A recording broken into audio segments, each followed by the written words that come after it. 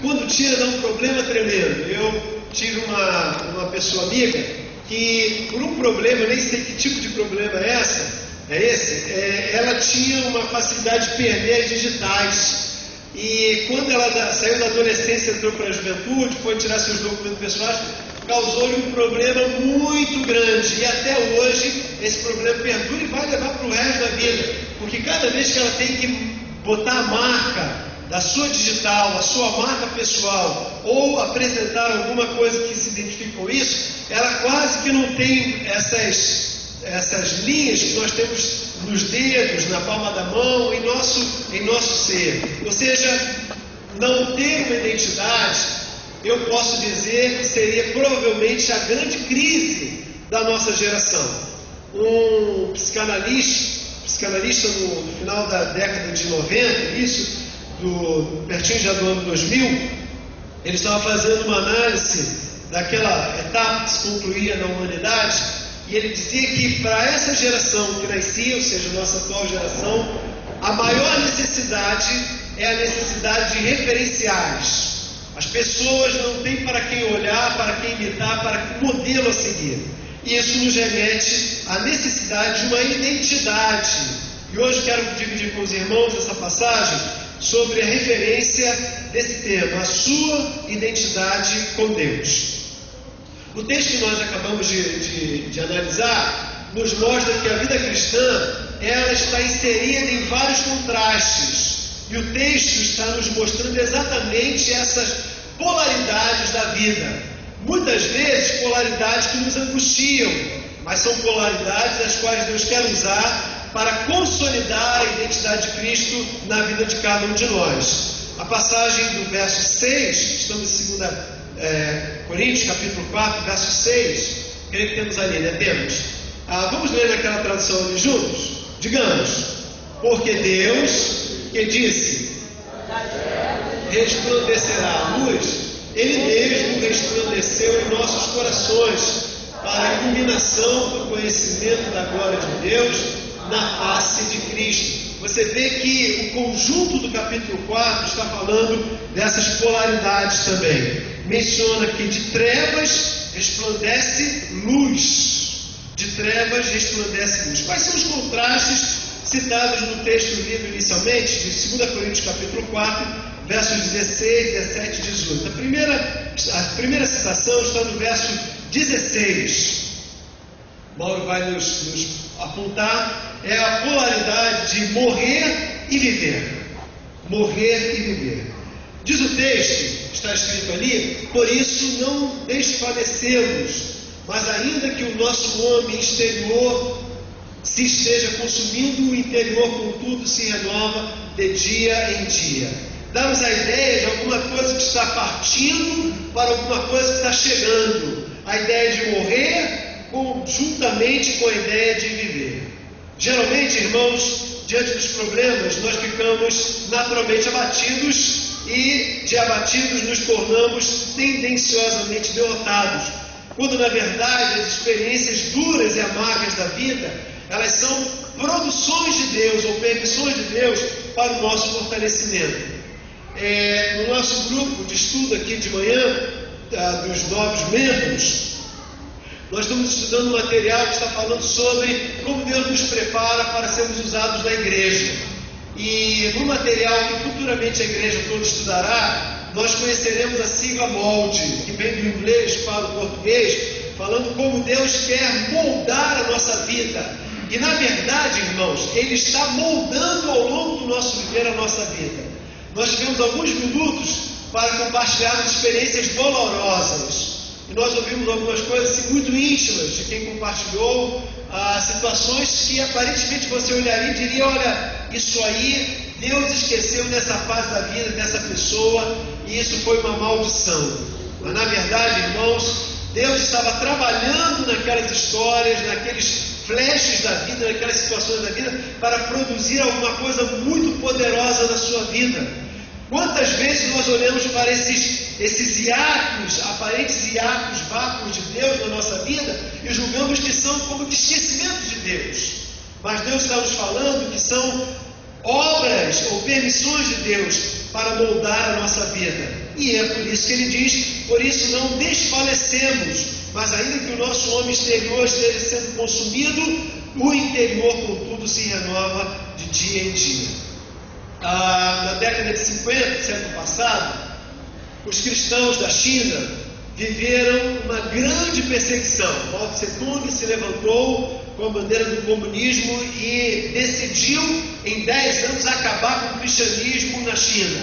E junto com o cristianismo, todas as religiões, mas principalmente o cristianismo. Os missionários foram expulsos, os pastores locais foram mortos, decapitados, queimados vivos, todas as Bíblias confiscadas, os lares de quem perseveravam eram tomados, queimados, os filhos roubados, sequestrados, seus pais levados para reformatórios em que eles aprenderiam, através da lavagem cerebral, a doutrina marxista. Nesse momento de perseguição, a igreja viveu em códigos, em sigilo, secretamente. A maneira que um crente se identificava com o outro era semelhante lá na igreja primitiva com o símbolo do peixe. Aqui, nessa geração da década de 50, a igreja perseguida na China se identifica com uma folha de bambu. E eles escolheram a folha de bambu interessante porque o bambu chinês, ele parece com o nosso bambu, mas um pouco diferente. Ele é um pouco mais fino, uma raiz mais densa e muito mais alto. Você imagina um bambu assim? Quando dá o vento, esse bambu ele faz um barulho, porque um raspa no outro e faz aquele zum, zum, zum, barulho muito intenso. E meus irmãos, o bambu vai lá no chão, mas volta. É levado lá para o canto, mas volta. De forma, irmão, que se cortar, nasce mais 10 no lugar de um broto. Por que, irmãos? Porque o bambu chinês é uma planta resistente. Eles escolhem a folha do bambu para dizer que por mais dura que fosse a perseguição sobre eles, estão dizendo para Mao Tse-tung, para todos os adeptos da fé comunista, estão dizendo para todas as opressões, para todas as crises que eles poderiam ser mergulhados: vocês podem nos encurvar, podem nos queimar, podem nos cortar, nós nasceremos 10 vezes mais fortes e nós venceremos estas crises.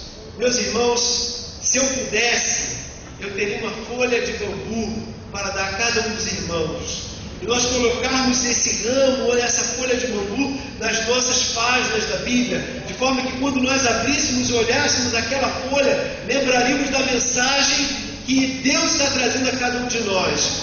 Nós estamos nesse tempo presente, não de passeio ou de turismo, mas nós estamos mergulhados nessa realidade porque nós fomos chamados para morrer e viver nesse tempo presente. O antagonismo, o contraste da fé cristã me chama exatamente a este convite.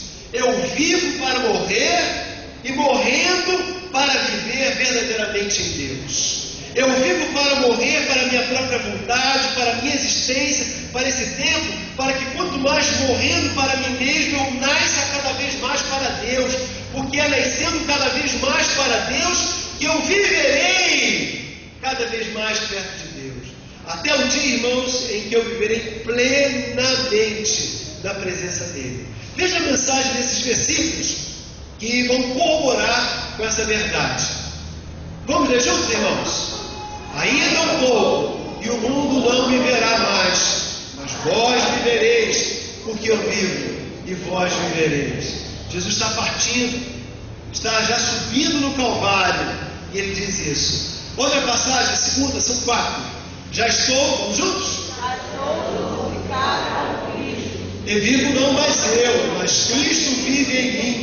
E a vida que agora vivo na carne, vivo na fé do Filho de Deus, o qual me amou e se entregou a si mesmo por mim. Terceira passagem. Por isso, juntos também, o homem exterior se esteja consumindo, o interior, contudo, se renova de dia em dia. Agora o profeta, vamos a Jeremias, porque para eu morrer é lucro. É da outra passagem. Paulo ainda, Filipenses capítulo 1, verso 21. Capítulo 1, verso 21. Essa semana, quando é que foi o sepultamento do Otto, Rita? Terça-feira, né? Ele faleceu na segunda e foi um susto, ainda é uma dor grande na família e na lembrança dos irmãos que vieram mais perto dele também. Quando nós olhamos essa passagem, irmãos, essa última especificamente, a gente pode ficar refletindo sobre o que é lucro, viver em lucro nos nossos dias. Viver em lucro é ganhar mais, é possuir mais, é reter mais, é ganhar mais, é consumir mais.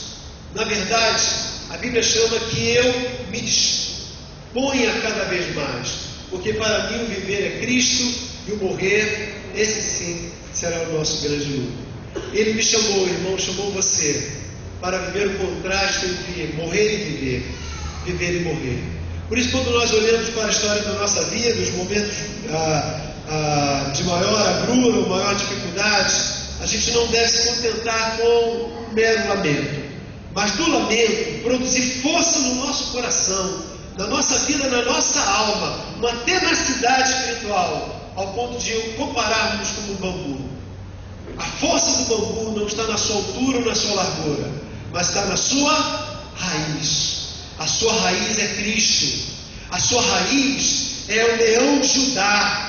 Ele verdadeiramente é quem peleja por cada um de nós. E de maneira alguma te deixará sozinho. Por isso que mesmo que abatido, sofrendo, cansado, desfalecendo, nós nos tornaremos mais do que vencedores por aquele que nos amou. Amém? Esse texto fala de um segundo contraste, verso 17. Vamos mostrar ali, verso 17. Vamos ler juntos também. Porque a nossa leve e momentânea tribulação produz para nós cada vez mais abundantemente o eterno peso de glória. Está falando, irmãos, do contraste não só de morrer e viver, mas o contraste de padecer e regozijar. Você já viu alguém padecer e regozijar ao mesmo tempo? Já viu. Quando você se olhou no espelho, quando você consolou o irmão, quando você dividiu a fé. A experiência cristã, irmã, mais comum é nós nos alegrarmos no padecimento. Por mais antagônico, incoerente, incongruente, essa é a nossa realidade. Ouça o que o texto diz. Porque a nossa leve e momentânea o quê? Tribulação. Tribulação do grego é ilustrada, é triturar, né? Como que um pilão, que é um recipiente resistente, em que você tem um socador muito pesado. Entre o recipiente resistente e o socador muito pesado, está uma coisa muito frágil, que é o trigo. E com o socador, você bate, impacta e move, tritura, quebra. Quando a casca quebra, você assopra e a palha esvai-se, voa. E você retira, então, depois de algumas vezes aquele processo, todo o conteúdo significativo. Deus está dizendo que se você quer crescer nele, ter a marca dele, você tem que aceitar com alegria o triturar de Deus na sua vida. Sabe por quê, irmãos? Porque não é maldade, não é perversidade, não é masoquismo de Deus, mas é trabalho de Deus. Jesus, qual era mesmo a profissão de Jesus, irmão? Um lápis de esquecimento? Era carpinteiro. O que o carpinteiro naquela época fazia? Você tinha a tora, duas pessoas com o seu botão, um de cada lado, e faz como é que faz, né, meu irmão? Aí, Paulinho sabe, né? Vai, irmão, vai lá, bom, parece vocês vão enjoar, né? Mas é vai e vem. Quantos anos, irmãos? Que Jesus trabalhou ali? Se ele começou aí com seus 8, né? Vamos botar 10 anos? 20 anos. Calo na mão, poeira no corpo, poeira nas narinas, na boca quando falava, cabelo cheio de pó, todo sujo. 20 anos. Se eu fizesse aqui, irmão, 5 minutos de rec, você falaria de certo, chega pastor, bota 10 minutos, bota 24 horas, bota um mês inteiro, um ano inteiro, 20 anos, você diria, eu não aguento mais. Eu diria. Deus estava trabalhando o caráter, trabalhando o Filho de Deus para a grande missão que Ele tinha para realizar. Meus irmãos, quantas vezes o triturar de Deus nós lamentamos, atribuímos a tantas outras mazelas, mas são obras de Deus para nos preparar. Veja o que a palavra de Deus está dizendo para mim e para você, irmãos, porque a nossa leve, momentânea, o que? Tribulação. Agora o contraste, produz o que para nós? Grande peso de glória. Que coisa maravilhosa, irmãos, porque ele compara a tribulação. Vamos lembrar o que Paulo entende de tribulação, irmãos? Entende sim. Eu não sei se está ali no texto. Vamos para o próximo. Está ali. Não. Volta, ainda não é essa. Eu tenho aqui. O que era tribulação para Paulo? Uma das suas narrativas, Atos 14, 19 e 20. Sobrevieram, porém, judeus de Antioquia e de Icônio, e havendo persuadido as multidões, apedrejaram a Paulo, arrastaram-no para fora da cidade, e cuidando que ele já estava morto. Mas quando os discípulos o rodearam, ele se levantou e entrou na cidade. No dia seguinte partiu com o Barnabé para Derbe. Olha o que Paulo está falando aí, chamando de tribulação, irmãos. Dor de cabeça, quanto para pagar, problema com os vizinhos, mal-estar hoje aqui, uma dengue, os cabelos estão caindo. Eu nem fizeram, não sei porquê, né? O que nós chamamos de tribulação, irmãos? Quando Paulo está sendo apedrejado, torturado por amor a Cristo, e ele chama isso de leve e momentânea tribulação.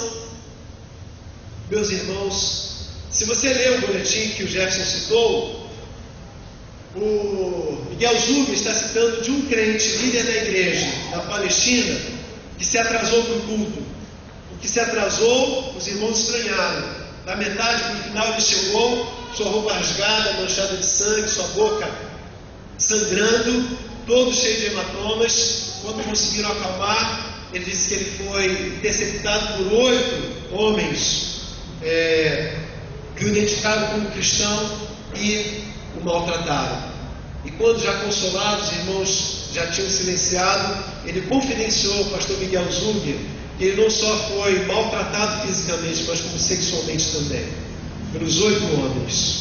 Meus irmãos, quando eu olho para a minha tribulação, e eu olho para a tribulação do apóstolo, e de homens como esses, hoje no presente, eu me envergonho. E eu acho que você também, porque nós choramos pelo que deveríamos nos alegrar. A palavra de Deus está dizendo que essa leve e momentânea tribulação, quem a vive no Senhor, produzirá um enorme peso de glória lá no céu. Então, se eu comparo o que eu sofro e remendo-me para o que virá pela frente, eu poderei louvar por cada uma delas, porque a vida cristã é marcada pelo contraste do padecer e do regozijar. Olha o que Jeremias agora sim vai nos dizer. Eu quero ver e ouça como palavra de Deus para o seu coração. Se te fadigas correndo como homens que vão a pé, então como poderás competir com cavalos? Se foges de uma terra de paz, como has de fazer na soberba do Jordão? Sabe, queridos, a palavra de Deus, nesse contexto, está falando ao coração de Jeremias, que chorava por causa da missão que ele tinha. Mas Deus fala a ele, e se ele está já fraquejando diante do início da sua missão, como ele completará aquilo que ele tem para fazer? Eu acho que hoje é uma manhã para a gente olhar esse contraste de padecer e regozijar e mudar a nossa ótica, a nossa postura para agradecer ao Senhor e solidificar a identidade dele em nós. Em último lugar, essa palavra de 2 Coríntios capítulo 4, agora o verso 18, verso 18 diz assim: não atentando nós nas coisas que se veem, mas sim nas que não se veem, porque as que se veem são temporais, enquanto as que não se veem, essas são eternas. O terceiro contraste é o contraste de fazer-se cego para começar a ver. Diz o texto: não se preocupando com o que você vê, mas vendo o que você precisa ver. Meus irmãos, o que nós estamos vendo?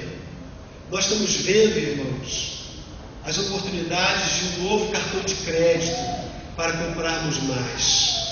Nós estamos vendo a necessidade de trocar o telhado, de trocar a roupa, de trocar a casa. Nós estamos vendo a necessidade de um nariz melhor, ia cair melhor, um pouquinho maior para ficar mais, um pouquinho mais cabelo para um pouquinho mais encolhido para outro. Nós estamos nos preocupando com isso, irmãos.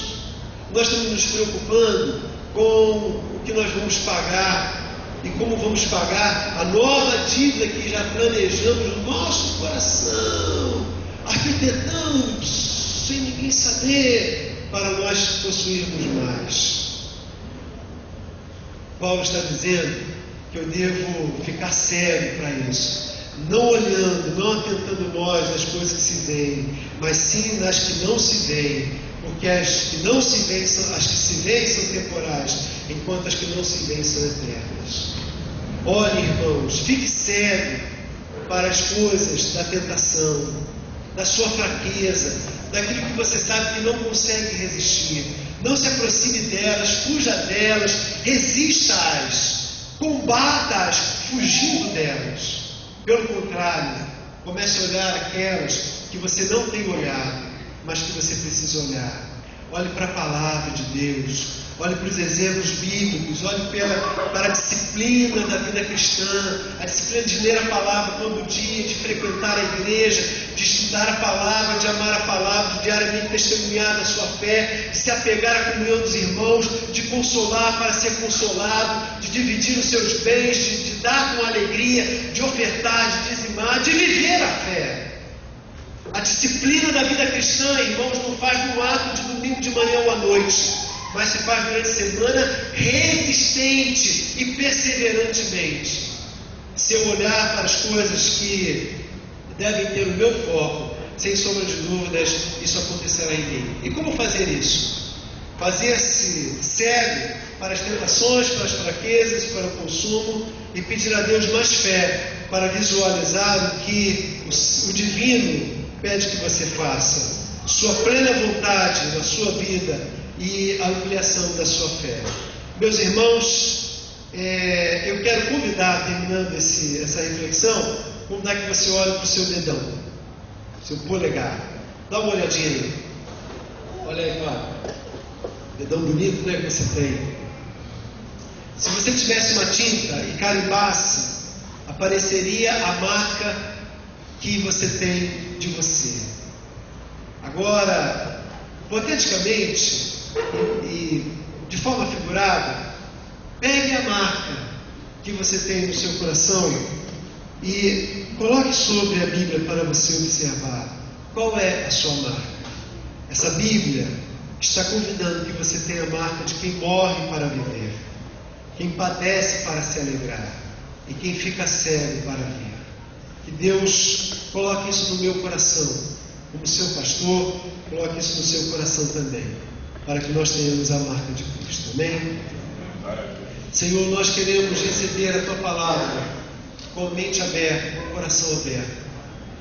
Nós pedimos que o Teu Espírito ministre isso nos nossos corações, e que nós sejamos, ó Deus, iguais a Cristo, por onde nós saindo, possamos passar e testemunhar da nossa fé. Que mesmo com os ventos e os vendavais, nós tenhamos como raiz uma fé tão sólida, Senhor, que seja como um bambu chinês.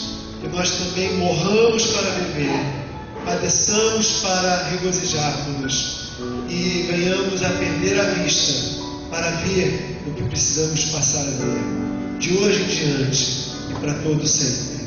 Amém, Senhor. Quero convidar que você fique em pé agora, dê um abraço a quem está pertinho de você. Isso, dá um abraço a quem está juntinho de você. E quero, antes da gente se despedir, eu quero lembrar algumas coisas importantes, tá bom? Rapidinho, só antes da gente partir. Hoje, 6 horas da tarde, 5 horas, tem reunião do corpo diaconal. Não vai embora não, só um minutinho antes da oração final. Isso. Hoje, 5 horas, tem reunião do nosso corpo diaconal, 6 horas de reunião com os seminaristas da igreja. Terça-feira que vem, reunião do evangelismo, da ação social e divisão infantil, terça-feira, 6 da tarde. Se os irmãos puderem, vamos estar atentos. Está sendo anunciado também o culto no lar, segunda-feira que vem, na casa do Luiz Lemos. Se os irmãos puderem, participem conosco. O que vai acontecer quarta-feira que vem, irmãos? Nosso fórum bíblico. Quem está planejando vir na quarta-feira que vem? Levanta a mão, levanta a mão, levanta a mão. Vai ser bênção. Levanta a mão, tá bom? E agora, não esqueçamos, dia 28 e 29, daqui a 10 dias, a nossa primeira Assembleia Anual da Associação. E no último sábado, 29 de manhã, de 7 às 11 da manhã, o jejum e oração, para que a gente possa participar dessa programação, tá bom? Vamos orar ao Senhor, brincadeira. Vem orar e depois vamos ter a missa apostólica.